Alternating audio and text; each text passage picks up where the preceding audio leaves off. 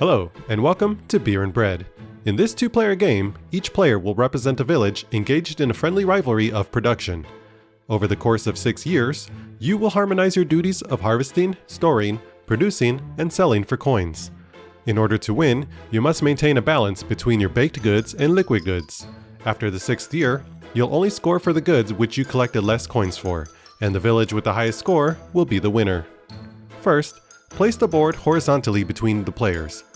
Each player has their own side of the board, which includes their own storage, bakery, brewery, and upgrade slots. The fields and river are shared by both players. There are 2 types of cards in the game: bread cards and beer cards. Shuffle them both together to make a single deck and place it face down here next to the forest with the lake. Make sure to leave space next to the deck for a discard pile. Place the wooden resource tokens just above the deck, making sure to leave space immediately beside the board for the card exchange row.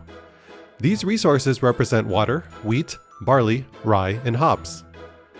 Place the year marker on the first space of the calendar track. This will keep track of the rounds in the game. Choose a random player and give them the windmill token, and now the game is ready to begin. Beer and Bread is played over the course of 6 rounds. These alternate between fruitful years and dry years. Fruitful and dry years have the same 4 phases, but differ slightly in the way that they are carried out. Every round begins with the seeding phase, in which you will place the wooden resource tokens from the supply to the fields on the board. Place a number of tokens on each field until the number of tokens on the field matches the number in green next to each field. To start the game, each field is empty, so you will place 7 yellow wheat tokens in this field, 8 brown barley tokens in this field, 6 orange rye tokens in this field, and 6 green hops tokens in this field. If there are not enough tokens left in the supply to meet the target number, simply add as many tokens as you can. Finally, place all of the blue water tokens from the supply onto the river. In the card phase, deal out 5 cards from the draw deck to each player. These cards will make up your hand for the round. The action phase follows a simple 3-step process. First, the player with the windmill token will play a card from their hand and carry out the associated action. Then, the next player will do the same. Play a card and carry out the action.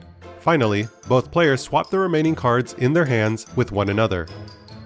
These 3 steps are repeated until all cards in each player's hands have been played. Now, let's take a closer look at the cards and what kind of actions you can do. Each card is divided into 3 sections, and when you play a card, you will choose what section to activate and carry out the associated action. The top of the card is the harvest section. Play the card in front of you and collect the pictured resources from the fields and river on the board. If there are not enough for you to collect, you simply forfeit them. These resources must be placed in your storage area, which is depicted on the building on your side of the board with the 3x3 grid on the roof. Each space on the grid can hold a single resource. If you do not have enough space left in your storage area, you can rearrange your storage area, and anything that does not fit must be offered to your opponent. Your opponent may take as many resources as you offer, with anything not taken being returned to the general supply. Any future cards that you play for the harvest section are placed on top of the previous harvest cards like so, creating a harvest column. The middle of the card represents the recipe section.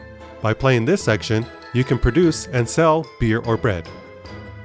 Play the card to your brewery if it's a beer card, or to your bakery if it's a bread card. Then, spend the resources depicted on the recipe from your storage area to the common supply. If you do not have all the required ingredients, you cannot take this action. Once you've paid all the resources, flip over the card. The beer or bread card has been produced and sold. You cannot use the brewery or bakery if it already has a card in it, and won't be able to use it again until it's been cleaned up. The bottom portion of the card is the upgrade section. Slide the card onto your side of the main board with the matching symbol. There are no limits to the number of upgrade cards you can have, and new upgrade cards simply slide under previously played ones. These upgrades offer various and assorted abilities and benefits that will aid you during the game. This upgrade, for example, will give you an additional storage space. The back of the rulebook will give you a detailed description about how each upgrade works if you seek additional clarification. After adding your upgrade, clean up your brewery and bakery by taking the face-down cards there and placing them off to the side of your board. These will add to your endgame score, and you may look at them at any time, but you may not look at your opponents. After both players have played their cards, the windmill phase begins.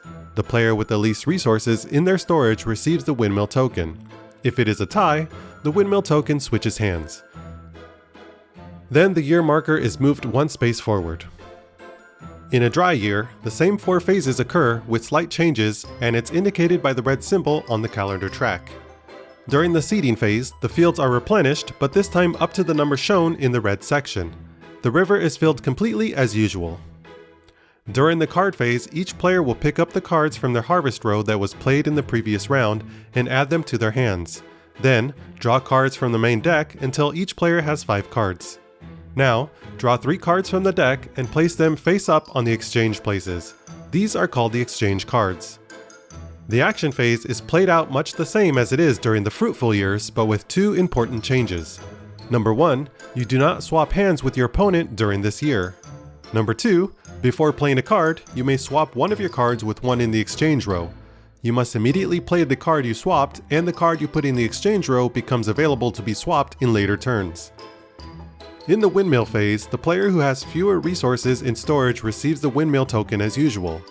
The exchange cards are discarded along with the harvest columns of both players, and the year marker is moved one space forward. The game continues with alternating fruitful years and dry years until the year marker reaches the space with the coins icon, which indicates the end of the game. Each player will do the following to calculate their scores. Take all of your sold cards and separate them into beer and bread cards. Flip them over and add up the coins shown on each card. Keep your beer score separate from your bread score and record it on the appropriate spaces of the score pad.